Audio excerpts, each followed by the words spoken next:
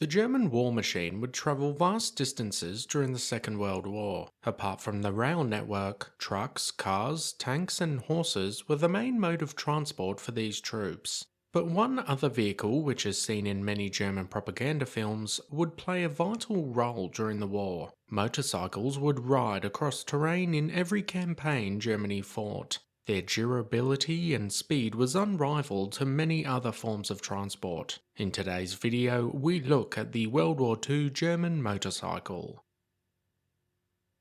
If you enjoy this video and want to see more, hit that subscribe button. It's free and really helps the channel reach more history lovers like you.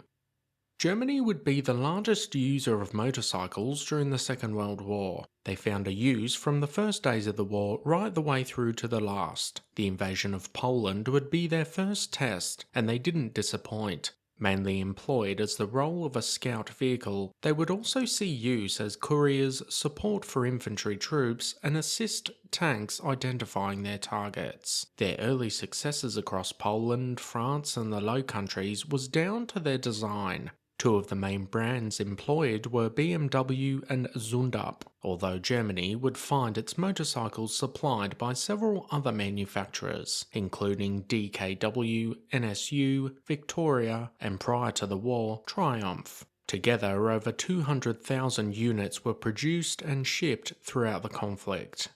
The main advantage using these vehicles over a horse, for example, was speed and ease of use. Horses needed a lot of food and rest, whereas to keep a motorcycle running, these soldiers only needed fuel and oil. This allowed them to cover much greater distances in a shorter period of time. For example, the BMW R75 had a range of 225 miles, or 360 kilometers, and it could carry up to 1,000 pounds or 450 kilograms. The motorcycles also performed exceptionally better over difficult terrain than other vehicles, mainly due to their lighter weight and thin tyres. The addition of a sidecar was a game changer for the motorcycle. It now allowed for a team of 2 soldiers to perform their requisite role, and had the ability for a machine gun to now be mounted on the sidecar. This at least allowed for the riders to protect themselves, but for the most part they were very exposed. In the scout role, they were sent ahead of the main force to locate the enemy, but unlike their comrades in tanks, they had no armor plating to protect them. They found themselves susceptible to minefields, artillery, and small arms fire. This is where vehicles such as the Kübelwagen and half-tracks offered much more protection to scout troops than the motorcycles did. They began being used in that role more and more, as it allowed for more soldiers to be carried along than the 2 on a motorcycle. But perhaps one of their main enemies was the weather. Riders on the Eastern Front certainly suffered more than most, as come the Russian winter, riding through the snow and wind in sub-zero temperatures would claim the lives of countless soldiers on the front. The Eastern Front would also be the motorcycles' undoing. They had performed so well in other campaigns, but it was the thick mud and eventual snow which defeated them. They struggled in this terrain, as did so many other vehicles. So much so that BMW actually sent employees to the front to identify how improvements could be made. This ultimately failed as a stalemate ensued prior to the final Russian push back to Germany.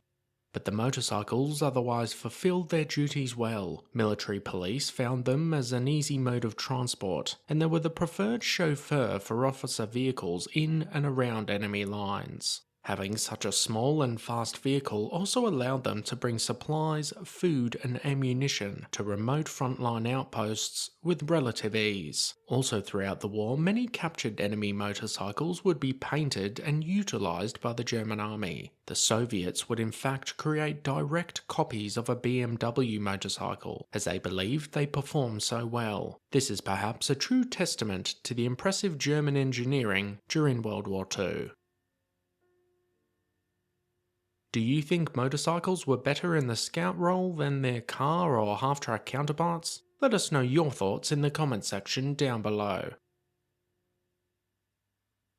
As always guys, thanks for watching. Be sure to hit that subscribe button if you want to expand your knowledge and join the growing Premier History community.